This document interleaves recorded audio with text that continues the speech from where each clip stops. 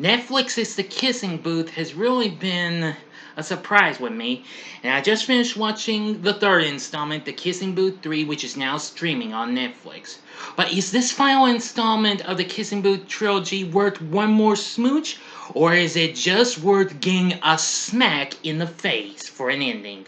Find out right now in this spoiler-free review. Big D's Entertainment Rankings and Reviews. So greetings my fellow YouTubers and welcome to Big D's Entertainment Rankings and Reviews. My name's Doyle, better known to you as the Big D. Finally back in my room, hopefully 110%. So now at long last I bring to you a spoiler-free review of the just now released new teen rom-com The Kissing Booth 3, which is now streaming on Netflix. Directed by Vince Marcello, who of course directed the first two from a screenplay he did with Jay Arnold. Now, of course, this is the final installment of the series based on the book series by Beth Reekles. Once again, stars Joy King, Joel Courtney, Jacob Elordi. Let's see, plus Maisie Richardson Sellers, Taylor Zachar Perez, Megan Young, and Molly Ringwald. Now then. Now, I'll tell you this. Now, if you're going on a road trip post-graduation, our friend Elle Evans still hasn't made up her mind on where to go to Berkeley or Harvard, although Noah's already planned to get an apartment off campus for the two of them. Well, when Noah and Lee's parents are announcing that they're selling their beach house where they all spent their childhoods, well, Elle, Noah, Lee, plus Rachel, Lee's girlfriend, offered to spend the summer there to help out with the sale. Well, Lee starts to plan how he can spend some time with Rachel, who's going to a different college, while Elle is suddenly faced with a deadline by Berkeley. She chooses to go to Harvard with Noah, but it annoys Lee. But however, she promises to make it up to him by spending the summer doing their beach bucket list of various activities. Now that's really something. Sometimes it does take their turns and what have you. Now, we do get to see Chloe, who we were introduced in the last movie, as well as Marco. Yes, the MVP. So anyway, that's all I'm going to tell you on this. So you're just going to have to watch this. Now, from what I've seen of this, I say this was a big redemption over the last one. Still not quite that great, but it still has its moments and what have you. It's just some of my weaknesses is some of its dramatic moments. I mean, I know the Kissing Booth has some dramatic moments and what have you, but well, and some of it, well, just a little bit of its humor is kind of, well, a little, I don't know. But overall, I can say that from what I've seen in this story, it's really good. It has tons of humor and what have you. Now, I mean, I knew about a bucket list, but a beach bucket list? Oh well, that's really something. You're gonna once you see Elle and Lee and the others getting their friends and well, involved in this here. Believe me, the fun will begin. But soon rivalries will start. But still, I still had a little bit of fun with this.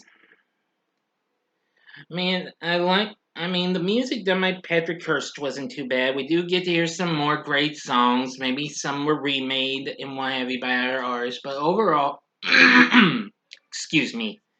But even so, I'm just glad we got this, considering the last one kind of left me a little hard with a cliffhanger. But I'm glad that Netflix made it up to us and give us a third installment. Now, what do I think of the cast? Well, I must admit, Joy King really nailed it as Elle. She did almost as good a performance as she did in the first one. It's a little bit more of a step up from the last one, but you don't have to take my word for it.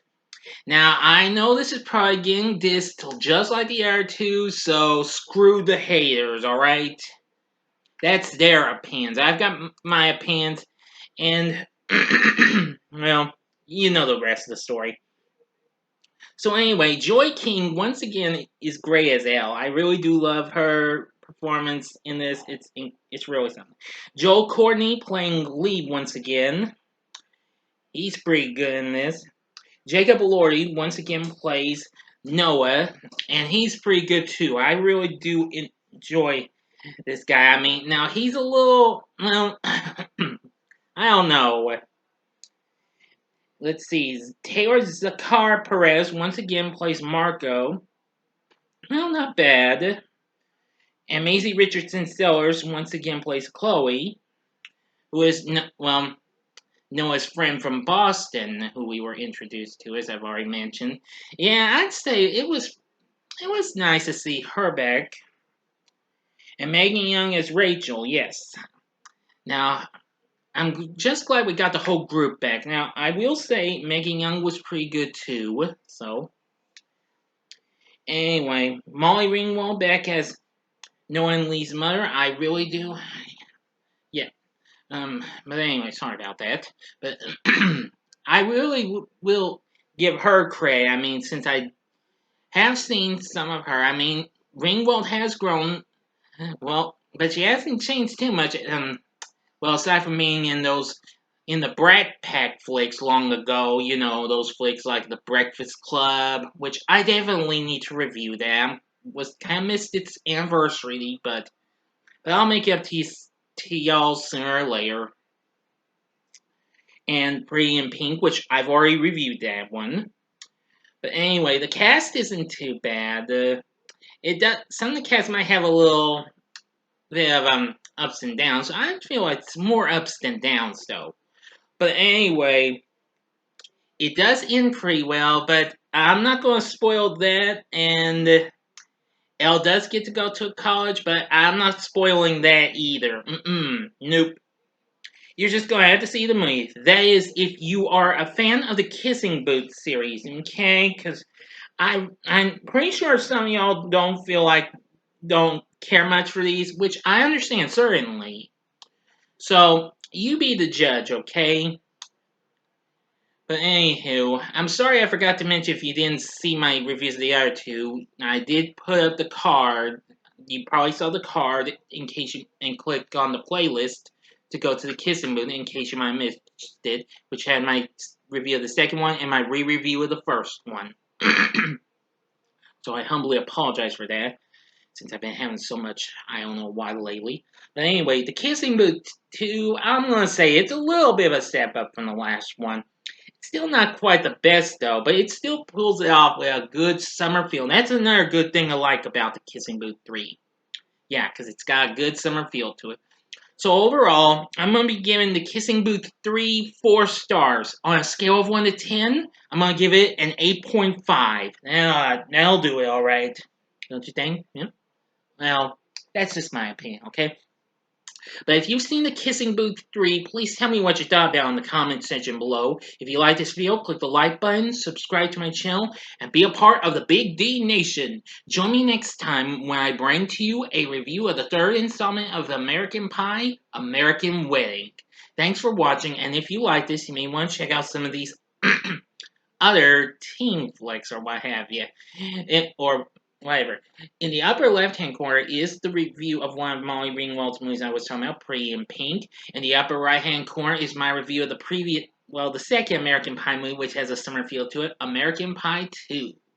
Or if you'd like, go to the bottom left-hand corner and click on the playlist I fixed up earlier this year for another Netflix series, To All the Boys I've Loved Before. And the bottom right hand corner is the button you can click to subscribe. If you like rankings and reviews on movies, TV, music, video games, etc., then I'm your guy. Thanks for watching. Until next time, I'm the Big D saying, see ya.